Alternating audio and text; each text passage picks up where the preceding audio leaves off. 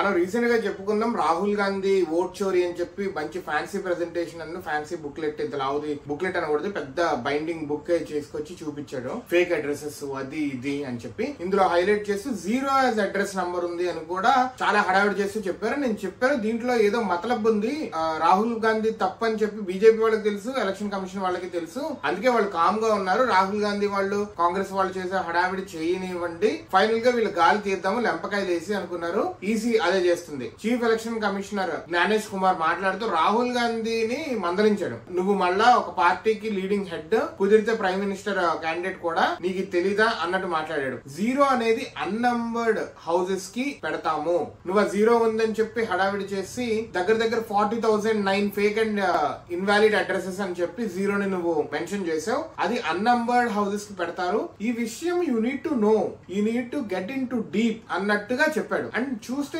BJP వాళ్ళు ఎందుకు మాట్లాడలేదో నాకు ఇప్పుడు అర్థమవుతుంది. ఎందుకంటే ఒక వార్డ్ మెంబర్ లెవెల్ నుంచి వస్తుంటే you need to know nitty-gritties and integrities, ప్రతి చిన్నది తెలుసుకోవాలి ఈ ఎలక్షన్ ప్రాసెస్ లో. బూత్ మేనేజ్మెంట్ నుంచి ప్రతి ఒక్కటి తెలుసుకోవాలి, అప్పుడే నీకు లో లెవెల్లో ప్రజలకు ఏం కావాలి ఏంటి అనేది అర్థమవుతుంది.